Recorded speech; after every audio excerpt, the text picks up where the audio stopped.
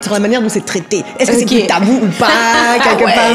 Je suis allée à l'école des sœurs, j'étais enfant de cœur. Quand je suis grandie dans une famille africaine, c'est très tabou de parler de ça. C'est la même chose quand ça passe à la télé, vous changez de chaîne comme ça. Et là, tu regardes et ta mère est là, ou tu regardes un film, ta mère est là et puis commence à s'embrasser. Est-ce que selon vous, justement, on devrait en parler? On devrait en parler plus? Oui. Mauvais au lit, mauvais... Ok, tu voulais pas dire... Non, attends. Donc moi, j'ai utilisé les termes. Bonjour à toutes et à tous et bienvenue dans ce 3e épisode de la série Saya Fears. Série lors de laquelle on retrouvera cette fois les membres de l'équipe de Sayaspora pour parler de sujets qui vous intéressent et faire le parallèle entre la manière dont ils sont abordés dans nos cultures d'origine et versus dans la société canadienne. Dans cet épisode, mesdames, on parlera cette fois de sexualité. Donc on a avec nous pour ça Marguerite qui est la responsable en idéation de projet de Sayaspora. Bonjour Marguerite. Bonjour. Et Priscilla qui est notre stratège médias sociaux. Allô. Salut Priscilla. Salut. Et moi-même Mathie qui suis la chargée de projet de Sayaspora. Mesdames, c'est parti, prêtes? On découle. On est go. Ok, parfait. Déjà, sexualité, c'est très large. On va un petit peu parler donc de la manière dont elle est perçue, dont elle est discutée au Canada, ici, et donc dans nos sociétés, dans les sociétés dont on est originaire. On va essayer un petit peu de voir les différences qu'il y a. On va parler de la facilité qu'on a ou pas d'aborder la question de la sexualité dans les différentes sphères. Donc ça peut être dans les médias, ça peut être à l'école, ça peut être en famille. Quelle différence vous voyez? Alors c'est large, mais on peut commencer. Enfin, vous pouvez faire les parallèles entre les deux. Je vous écoute. Sur la manière dont c'est traité. Est-ce que c'est plus tabou ou pas, quelque part ici? Écoute, commencer. Moi, je dirais que c'est tabou. Quand j'ai grandi, c'était quand même assez tabou. Je viens de Côte d'Ivoire, j'ai grandi à Abidjan, je suis allée à l'école catholique, je suis allée à l'école des sœurs, j'étais enfant de cœur. Donc, tu peux imaginer... Bon, mais ça, on savait pas. Oui, t'apprends des choses sur moi. Je te vois différemment. Mais là, tu peux imaginer déjà genre le cadre dans lequel ça a été. Je pense que la sexualité à l'école, c'est aller vraiment as far as un cours de ECM pendant que j'étais au collège. Puis that's it. On n'avait pas ici, par exemple, de birds and the bees situation, il n'y avait pas ça. Au niveau de ma famille, par exemple, on n'a pas eu de discussion de sexualité. Moi, c'était vraiment, tu sors pas avec un garçon. Ok, voilà, tu vas à l'école, tu rentres à la maison, pas de garçon, tu tombes pas enceinte, ok, et tu regardes ton papier, tu étudies. That's it. Jusqu'à temps que tu arrives à plus de 25 ans et on te demande où est ton mari et où sont tes enfants. Exact. En tout cas. Alors, je suis vraiment d'accord avec elle. Donc, moi, je suis guinéenne. Donc, j'ai grandi en Guinée. Et la sexualité, en fait, ça a toujours été tabou, en fait. Ça a toujours été tabou. Que ça soit à l'école, que ça soit à la maison, c'était vraiment tabou. Jusqu'en... Je pense que la sexualité vraiment parlait de... Il y a un cours, en fait, en biologie qu'on appelait la reproduction. Donc, la première fois vraiment qu'on a parlé de tout ce qui était un peu en rapport avec la sexualité, c'était la reproduction. C'était en biologie, et ça, je me rappelle, c'était, je pense, en 9e, 10e, comme ça, quand on parle vraiment de ça. Bon, 10e, je sais pas comment, enfin, je sais pas si au Sénégal, c'était pareil, enfin, c'était 10e. Moi, j'ai fait aussi, mes études à Paris. Mais ok. ok. Mais, en fait, le BEPC, c'est la classe où tu fais le troisième. BEPC. En troisième, voilà. Donc, en 3e. Donc ici, c'est quoi déjà 3e? C'est Aucune idée. Moi, je suis désolée, les Québécois, j'ai jamais... Les Québécois, oh my God. Cette partie-là de la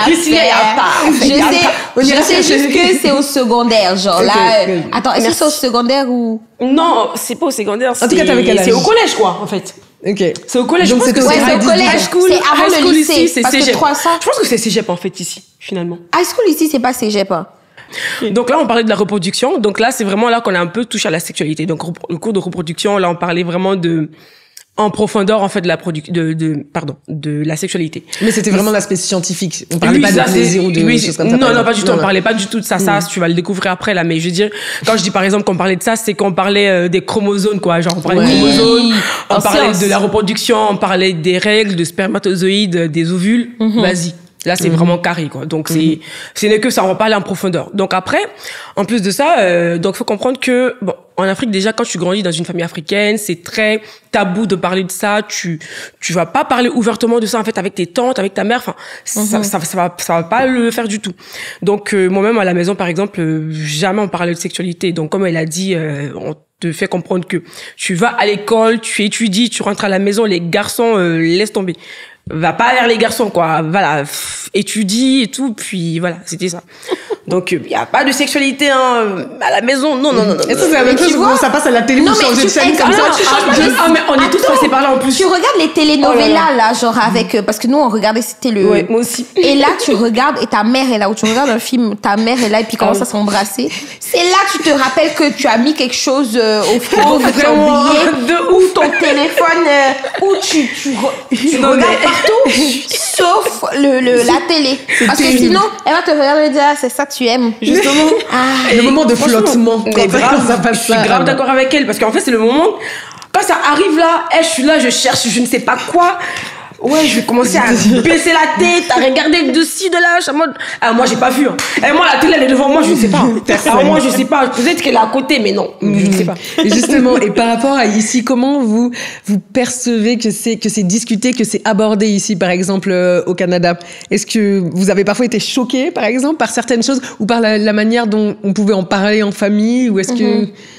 Je pense que ça dépend des cercles qu'on fréquente. Moi, je sais que mon cercle est quand même assez varié. Comme je vais parler, par exemple, avec mes collègues, je vais parler, par exemple, avec mes amis que j'ai fait ici, je vais parler aussi avec des amis qui ont le même background que moi. Donc, dépendamment des sphères où est-ce que j'évolue, genre, la façon dont on va parler de sexe va être différente. C'est sûr que les mœurs ici sont un peu plus ouvertes beaucoup plus ouvertes, je dirais, que chez nous. Mais c'est pour moi, j'ai jamais eu au début un petit mal-être là, mais après pas un mal-être, mais j'étais mal à l'aise, mais après genre ça va, ça se fait. Alors pour moi, je trouve déjà que c'est très différent de la perception de la sexualité en Afrique et au Canada par exemple. Je trouvais que ici par exemple, qu'ils étaient grave ouvert d'esprit sur le sujet, genre qu'ils avaient plus de facilité pour l'aborder et ils se sentaient vraiment à l'aise à discuter de tout, quoi. Genre tu vas poser une petite question, là ils vont tout te dire là sans gêne. C'est-à-dire là, est-ce que tu parles de justement CV, mais vraiment là ils vont donner tout le CV là que t'es demandé ou pas, ça va être la totale là. Alors si tu veux l'introduction, développement, conclusion, tout va être sur la vie personnelle. Vraiment vie personnelle. Alors que nous on est grave en mode un peu en réserve, vu qu'on a grandi dans une famille où c'était très tabou, donc on n'est pas vraiment à l'aise de parler de ce genre de sujet. Donc franchement moi au début j'étais très gênée de parler de ça. C'est ça, mais est-ce que ça vous choque donc quand quelqu'un vous déballe tout ou est très moi, à l'aise? Ça m'a choqué, franchement. Ça dépend des gens. Ça dépend, mais moi, ça m'a choqué par contre. Parce que si on est dans une relation où est-ce que c'est normal de me raconter tes choses, ok, cool. Mais il y a des affaires où c'est juste ta collègue, par exemple, qui te dit des trucs, puis t'es comme... C'est quoi notre relation là? Pourquoi elle parle de ça en fait? C'est ça, ne me traumatise pas en fait. Et puis surtout, moi je suis visuelle, je suis quelqu'un de visuel, je pense visuellement. Donc elle te raconte des images. T'es comme boundaries please. Pourquoi tu me dis ça? Ouais. Donc ils sont c'est facile pour eux d'en parler, c'est aussi inspirant, tu vois, pour nous. Parce que si tu parles pas d'une situation, c'est comme si elle n'existe pas. Mais comment est-ce que moi, je suis sortie du ventre de ma mère? C'est parce qu'il y a eu quelque chose qui a fait que je suis sortie. Tu vois? C'est ça. Alors, est-ce que selon vous, justement, on devrait en parler? On devrait en parler plus? Oui, définitivement. Franchement, moi, je pense que oui aussi. Parce que, en fait, moi, je trouve que, comme j'ai dit au début, j'étais choquée. C'est sûr que j'étais pas, parce que j'ai grandi dans une famille où c'était très tabou, on n'en parlait pas du tout. Donc là, je trouvais quand même que c'était bien l'ouverture d'esprit sur le sujet parce que ça apprend quand même. Parce que franchement, ce que j'ai pas appris chez moi, j'ai appris avec des amis, avec des connaissances, avec des, voilà. Genre, j'ai appris finalement dans la vie. Genre, quand je grandissais, quand j'apprenais à travers des conversations avec des amis, que ce soit diversifié ou pas. Donc, j'ai vraiment appris avec ça. Alors que je trouve que c'est un sujet tabou, mais qui ne devrait pas l'être. On devrait en parler depuis un bas âge. Parce que, en tant que femme, en fait, on est appelé quand même à découvrir son corps. Exactement. Même pour les hommes aussi, bien évidemment. On est appelé quand même à découvrir son corps, à savoir faire vraiment qu'est-ce qu'on aime, qu'est-ce qu'on n'aime pas.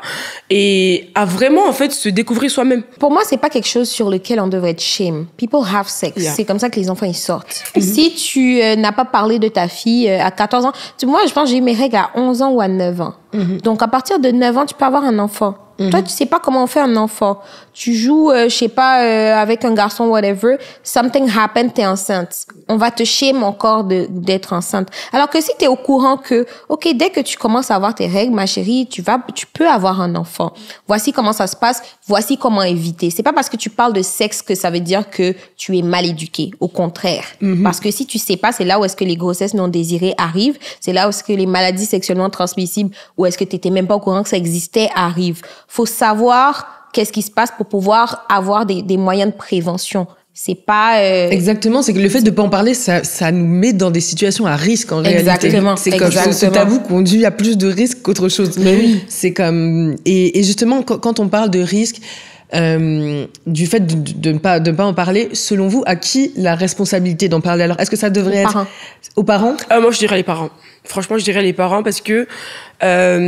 Bon, j'espère que j'aurai pas trop de jugement après ce que je vais dire, mais j'ai envie de dire que, en fait, c'est vraiment les parents, parce que moi, je pense que c'est la source, en fait, de cette façon que, comme on a dit, la femme, elle va avoir ses premières règles, elle aura l'heure de la puberté, elle est pas trop informée dessus, elle sait pas c'est quoi les règles, enfin, elle doit être quand même préparée à cela, en fait, parce que c'est quand même un choc, en fait, dans le sens que tu commences à te découvrir, tu deviens femme, tu as tes règles. On parle vraiment de l'aspect biologique. Mais parce qu'après, il y a tout aussi l'aspect plaisir, conscience. Mais oui, justement. Parce que moi, je me dis déjà, il y a l'aspect biologique déjà que tu découvres avant qu'on aille au plaisir. Mais avant d'aller au plaisir, déjà, c'est quoi les règles? Pourquoi j'ai mes règles? Combien de fois? À quelle fréquence? Donc, il y a toutes ces questions-là, en fait, que c'est très tabou en Afrique, on n'en parle pas. Donc, moi, je dirais déjà que les parents devraient déjà prendre la responsabilité d'informer leurs enfants à bas âge sur que ça soit sur les règles, que ça soit pour les hommes, en fait, par exemple, quand ils ont aussi l'âge de la puberté. Enfin, on devrait être informé vraiment sur le sujet, je pense. On devrait vraiment insérer le fait que les enfants sont appelés quand même à grandir, à se découvrir soi-même, à avoir du plaisir, à fréquenter, à avoir des relations. Mais tu sais, de toute façon, là, si tu as un enfant, avant de le mettre dans la vie sociale, tu l'éduques, tu le prépares à toute éventualité. Moi, je pense que ça incombe des parents de pouvoir comme éduquer leur enfant à savoir c'est quoi leur corps, à savoir c'est quoi leur organe reproductif, savoir c'est quoi leur organe de plaisir, qu'est-ce qui sert à quoi, avant de les envoyer dans une vie public, social, où est-ce qu'ils sont en contact avec d'autres personnes. Parce que c'est seulement là où est-ce que dès que t'es self-aware, t'es capable d'être self-aware dans une situation. Mais si t'as pas toute cette base-là, je pense que comme t'as moins d'armes pour pouvoir comme affronter la vie. Vraiment, et ça même sur la question par exemple du consentement qui devrait on n'éduque pas du tout là-dessus. Même à l'école, tu sais, quand on parle de biologie ou je sais pas quoi, t'es jamais éduqué à ça, t'es jamais éduqué à savoir ce qui est normal ou pas. Genre tu sais de manière de se faire traiter, que tu peux dire non même. Quoi, parce que si c'est juste la télé et ce qu'on voit dans les films ou je sais pas quoi, où le rôle des femmes est souvent voilà, ou même ceux qui s'éduquent avec du porno ou je sais pas quoi, c'est comme c'est pas ça la vie, c'est vraiment pas ça la vie. C'est pour ça que je dis people have sex, ils vont trouver leur information regardless. Exact. Donc, et ils vont avoir des mauvaises sources et ça conduit à des situations vraiment problématiques après. C'est vrai. Là maintenant, si on parle un petit peu de relations amoureuses, maintenant qu'on a planté le terrain. Pourquoi les gens vont pas se cacher. Qu'est-ce qui, mettons, dans le passé d'une personne que vous fréquentez, qu'est-ce qui pour vous serait un facteur de rejet total? Ou mais un sur quel aspect? Sexuel, par exemple, sur le passé sexuel d'une personne ou de fréquentation ou quoi. Est-ce que, mettons, le fait qu'il ait fréquenté énormément de gens, c'est quelque chose qui va rentrer en ligne de compte? Est-ce que pour vous, c'est genre green flag, red flag, ou genre le passé qu'il pourrait avoir avec des relations qu'il entretient avec ses ex encore, ou genre ce type de choses? Non, pour moi, le plus important dans une relation sexuelle, c'est qu'elle soit safe. Donc, peu importe si t'as fréquenté, je sais pas, la moitié de ton collège, tu vas faire tes tests. On va voir d'abord si t'es correct avant que moi, je puisse me mettre dans ce lot-là. Sinon, je me mets pas dans ce lot-là. Donc, c'est vraiment ça la base pour moi. Si la personne te dit qu'elle a 200 personnes au compteur ou 5, ça déjà, pourquoi tu me dis ça? Je sais pas, parce que moi, je vais pas te demander. Moi, je demande pas le body count. Pour moi, le body count est... comme il y a pas de point au body count. Ce qui m'intéresse, c'est vraiment que j'ai une relation sexuelle avec une personne qui est safe, qui a pas de problème. Pour pas que j'ai des problèmes. Que t'es couché avec 200 personnes, j'espère qu'au moins t'as appris quelque chose pour pouvoir me montrer, tu vois. Parce que là, faut quand même que tu aies l'expérience. T'as couché avec 200 personnes et que t'es nul, hein. Voilà, là, c'est un problème. Tu vois, là, tu vois. Mais sinon, je vais pas te demander l'information. Je vais te demander si t'as une expérience, puis de toute façon, on va voir. Tu vois. Mais, pour moi, le plus important, systématiquement, c'est fais tes tests, you need to be clean. Alors, moi, je vais répondre à cette question de façon très détachée. Alors, généralement, je vais commencer par dire généralement. Donc, faut savoir que c'est pas moi, personnellement, là, mais genre, généralement, là, les gars, on va le prendre chill et généralement, parce que, voilà, merci. Donc, moi, je dirais déjà que tout dépend vraiment de la confiance. Franchement, ça dépend vraiment de la confiance. Et, écoutez, confiance, là, prenez comme vous voulez, déterminez comme vous voulez. Généralement, je dirais que c'est la confiance. Et je vais me limiter là. Et puis, voilà, c'est fini. Next. Ok, good. Bon, alors la prochaine. Tu veux dire que j'ai pas vraiment répondu, mais. La prochaine, tu vas dire généralement encore. Donc, mettons que là, il n'y a pas de micro, pas de caméra. Il faut se projeter, projette-toi. Ok, se projeter, il n'y a pas de problème. Donc, généralement encore, mais bon.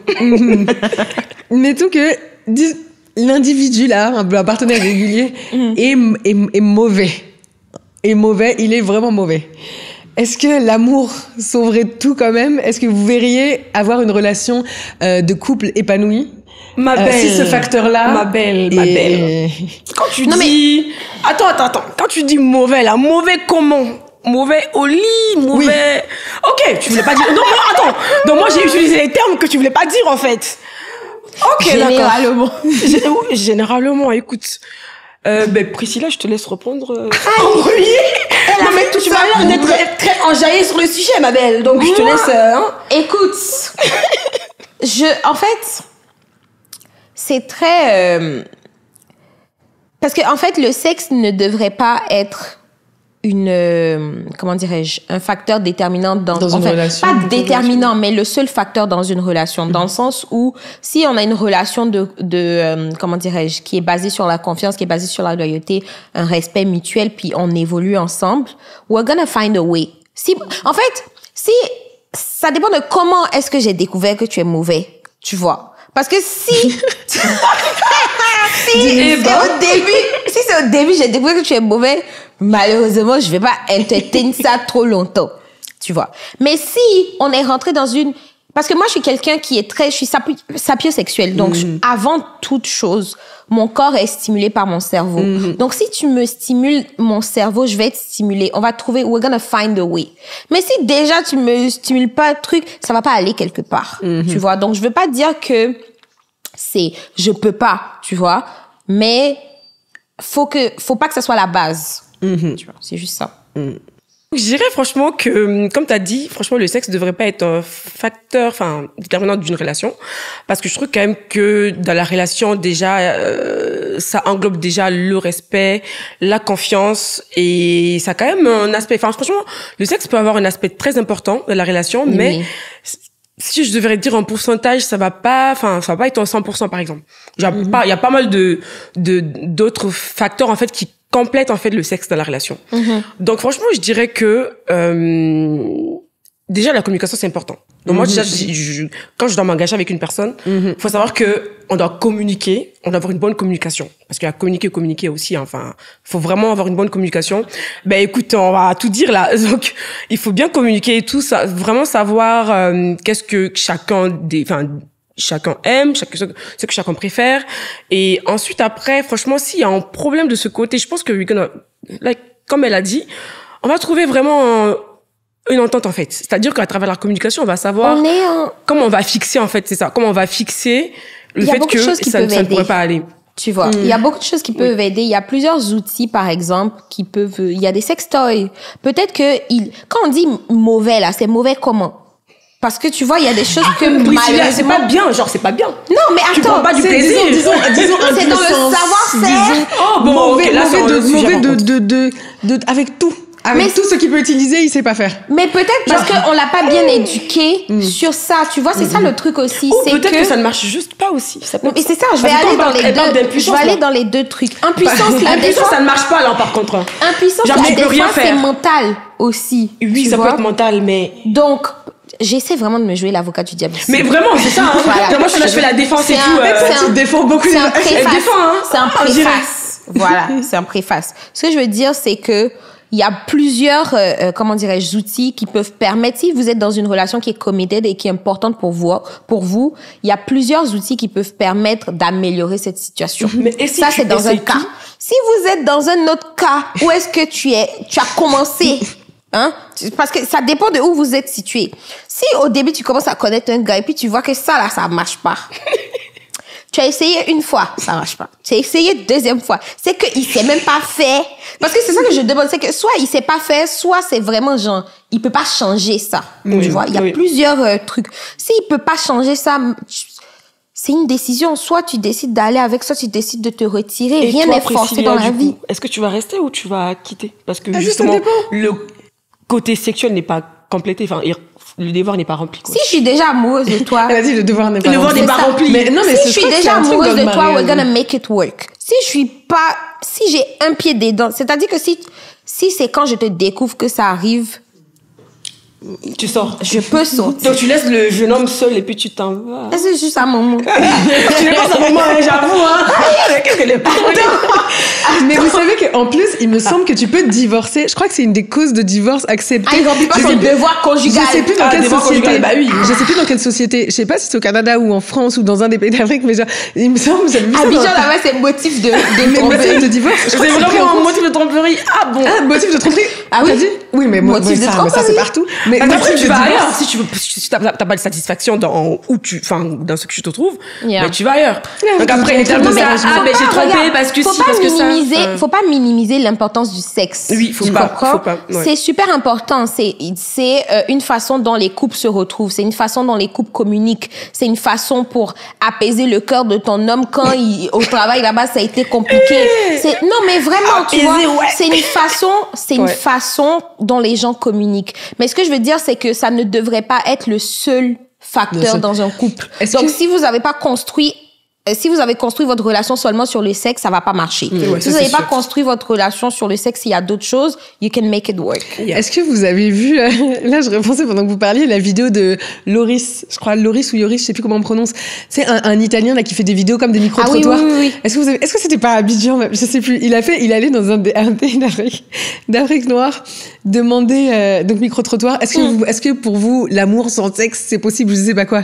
Il y a des tantines leur réponse hein. Ah ouais. Elle est incroyable. Elle est incroyable. Ah, les réponses, c'est beaucoup plus définitif que... Abidjan, les gens, ils n'ont pas de filtre. Ah, mais c'est ça. Effectivement. Est-ce que je sais pas quoi? Donc, j'imagine.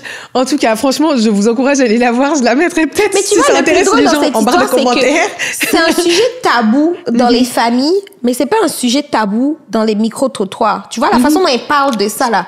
C'est comme si... Parce que c'est vraiment important, mais c'est juste dans l'éducation... Genre, la base n'a pas été faite. Après, elle découvre pour elle-même. Puis c'est là où est-ce que, ils découvrent pour eux-mêmes, I guess. Puis c'est là où est-ce qu'il y a des trucs sans dessous qui sortent. En tout cas, franchement, cette vidéo, je vous la retrouverai. Je mettrai le lien. Parce que franchement, non, elle est vraiment drôle. Et on est étonné des réponses, en tout cas, du profil des personnes et de ce qu'elles on ne sait jamais, hein. C'est les bonnes tantines, là, même, la même. C'est ça. Non, franchement, c'est sans filtre. Sur cette thématique aussi, je pourrais vous inviter à écouter, ou inviter en tout cas les gens qui nous regardent à écouter 2 podcasts, dont en tout cas on vous mettra les sources dans la vidéo, à la fin de la vidéo ou dans les commentaires. Il y en a un, c'est l'émission Alors on dit quoi, qui est sur RFI et qui traite de l'éducation à la sexualité, qui a pour invité Axel Ndjike, j'espère que j'écorche pas, et donc qui est la créatrice aussi du podcast qui s'appelle Me, My Sex and I. Ouais, et donc il s'adresse aux femmes noires spécifiquement, mais aux femmes aussi de manière générale. Donc on vous mettra le lien de ces deux épisodes de podcast. C'est ça. Dans les ressources. Maintenant, étant donné qu'on a vu comment vous comptez à l'avenir, est-ce que vous allez reproduire les mêmes schémas, mettons? Avec vos enfants dans l'éducation que vous allez avoir. Absolument comment vous allez aborder le sujet. En tout cas, Comment on commence avec ses enfants? Franchement, déjà non, pas du tout. Parce que déjà, moi, je trouve que de la façon que moi j'ai grandi, j'ai vraiment tout découvert. Enfin, j'ai découvert tout ça toute seule, on va dire. C'était pas à la base. Genre, j'ai pas appris ça à travers les parents, à l'école. Comme j'ai dit, il y avait juste un seul cours, on parlait de reproduction, mais chromosome, Asie, quoi. Donc, voilà. Donc après, dans mon cheminement, voilà, j'étais curieuse de savoir, donc j'allais à l'information, par exemple. Okay. Donc moi, j'allais tout le temps à l'information et je m'informais aussi à travers mes amis. Enfin, voilà, ça se passait comme ça souvent. Donc, je trouve que moi je vais pas refaire le même cheminement. Franchement, mes enfants, je pense que ils seront vraiment éduqués sur la question. Je dirais pas, enfin, ça dépend aussi à quel âge, par exemple, je dirais 12 ans max comme ça, parce que vers 12 ans, 13 ans comme ça, si c'est des filles, elles vont commencer à avoir les premières règles. Donc avant ça, j'aimerais bien qu'elles soient quand même bien informées sur le sujet, qu'est-ce que ça englobe, et puis après au fur et à mesure en fait, avant qu'on aille au premier petit ami, elle va être informée. C'est quoi le plaisir? C'est quoi les interdits? Voilà. C'est quoi les interdits? C'est quoi qu'il faut pas faire? En même temps, on va lui dire, comme nos mamans nous ont dit là, va pas chez le garçon, hein. Tu vas pas chez le garçon. Donc, bref. Donc, juste pour dire que, franchement, moi, je pense que les enfants, vraiment, je vais essayer de les éduquer sur la situation parce que ça sera bien, quand elles vont grandir, quand elles vont faire face en fait à, je sais pas, des adversités dans la vie, elles sauront vraiment comment s'y prendre et comment vraiment être confortable avec le sujet dans le fond. Ok, tu serais aussi confortable avec un fils qu'avec une fille, par exemple? Oui, les deux. Est-ce que vous pensez aussi que c'est les deux parents, c'est le rôle des deux parents ou spécifiquement de la mère? Parents. Moi, je pense que c'est les deux parents aussi. Ouais, définitivement, je pense que genre autant même pour nos garçons que pour nos filles également, comme c'est juste important de savoir la base sur laquelle le monde tourne. C'est le sexe, c'est ça. C'est autant avant même qu'elle ait ses règles. C'est genre dès que l'enfant est curieux, faut juste répondre. Comme un enfant, il est curieux de tout. Donc, c'est juste pas mettre des barrières parce que dès le moment que tu mets des barrières, c'est là où est-ce qu'il se rend compte que tu n'es plus sa source d'information. Il va aller chercher les informations autre part, qu'elles soient bonnes ou mauvaises. Donc, c'est juste make sure d'être son point d'ancrage pour toutes les questions qu'il peut avoir, il ou elle. Et également sur maintenant où est-ce que ça s'arrête? Parce que moi par exemple, j'ai des amis ici. Je vois des visages défiler. Mais par exemple, qui sont super à l'aise quand on dit parler de sexualité avec ses parents. Mais genre qui leur racontent t'as pris les deux les visages en tout cas, mais genre qui racontent et qui sont très à l'aise de raconter leurs histoires de coucherie avec leurs parents. Mais moi, vraiment. Ma maman et mes parents sont ivoiriens. Genre, réciproquement, de la Côte d'Ivoire. Elle a bien dit ivoirien, pardon. Mais vous avez noté ça? Vous avez noté ça quand même. Ici, c'est beaucoup plus libéré jusqu'à ce niveau-là. Genre, il y a vraiment des gens que ça ne dérange pas. Genre, ou coucher avec, quand t'as tes parents dans la chambre d'à côté, ou en tout cas. Non. Donc. Il y a des choses qui... Il y a des limites, hein. Voilà. Il y a des trucs pour moi, avec mon éducation, qui sont vraiment d'une histoire de respect. Genre, c'est ça. Moi aussi, il y a quand même une pudeur. Mais, comment dirais-je? Je peux dire, moi, j'ai la chance d'avoir une mère qui est très ouverte d'esprit. Je peux lui expliquer des affaires. Je peux lui dire, hey, maman, franchement, ça, là... Puis elle va me donner des conseils, tu vois. Elle va me dire, tu peux prendre ci, ou tu peux essayer ça, ou est-ce que tu vois, on peut faire ça. T'as jamais fini ta phrase. Il y a des affaires moi, j'ai dit filling the gaps. Voilà, on va pas tout vous donner quand même, en tout cas. Mais ce que je veux dire, c'est que j'ai la chance d'avoir cette maman-là qui est ouverte d'esprit et sur ce sujet-là aussi. Mais ça a pris, je pense que j'ai l'impression que au début, là, c'était comme, faut pas chercher garçon, faut pas tomber enceinte, surtout en t'envoyant au Canada ici, faut pas envoyer un enfant.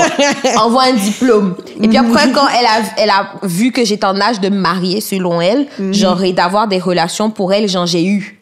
Donc, elle a pas eu à me dire, là, on peut discuter. Donc, c'est un peu, genre, c'est comme si, genre, elle a sauté un épisode. C'est une maman africaine, donc on comprend. Mais pour moi, si je veux reproduire ce schéma-là, ça serait juste d'être là à toutes les étapes. Genre, je vais pas te laisser aller le truc. Puis après, maintenant, comme tu as grandi là, on peut avoir cette discussion. Non. Genre, c'est vrai, comme tu as dit, parfois, il n'y a pas de transition. C'est genre hyper tabou, Exact. on n'en parle pas, on veut pas que t'aies de copain. Et puis, au bout d'un moment, on te dit, mais ton copain, il est où? T'as 25 ans, là? Pourquoi t'es seule personne voudrait pas? Si tu veux, fais un enfant. Si tu veux, tu peux faire un enfant et venir m'envoyer. Je dis, l'enfant, il a pas de père, maman. Parce qu'elle vit à Abidjan. Donc, je dis, mais l'enfant, il a pas de père. Genre, comment on fait ça? Ouais, donc, en fait, juste pour réagir là-dessus, alors moi, je suis quelqu'un de très pudique aussi, pareil. Et bon, pas pareil que toi, là, mais je veux dire, elle a dit pudisme, mais j'ai entendu pudisme dans tout ce qu'elle disait, là. Pas pour te target, hein. On est en paix ici, là, ok, Val. Donc, franchement, il y a un respect. Il faut toujours il faut vraiment un respect mutuel dans toute relation, quoi. Et bien évidemment aussi avec ma mère, on n'a pas ce sujet, on parle jamais de ça.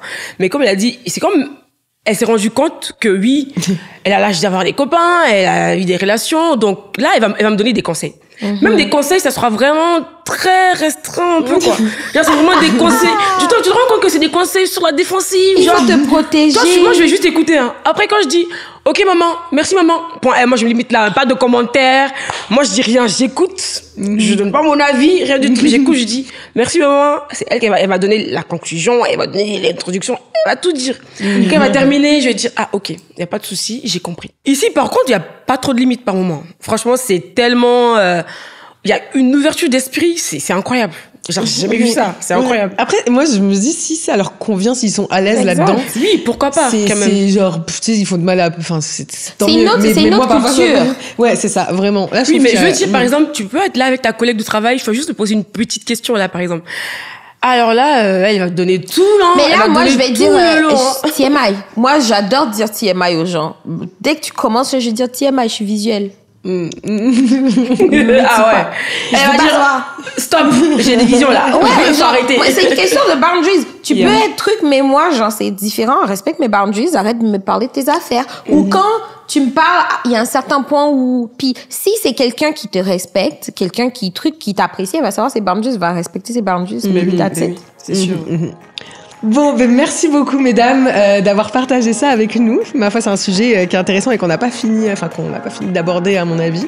Il reste encore pas mal de choses à faire, visiblement. Donc, c'est comme ça qu'on conclut notre 3e épisode de la série Saya Fears.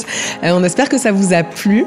Et puis, donc, toutes les références qu'on a données, j'essaierai aussi de vous mettre la vidéo de Loris dans les ressources. Et en tout cas, c'est très instructif. Et on se retrouve bientôt pour le 4e épisode. Voilà. Bonne journée. Bye.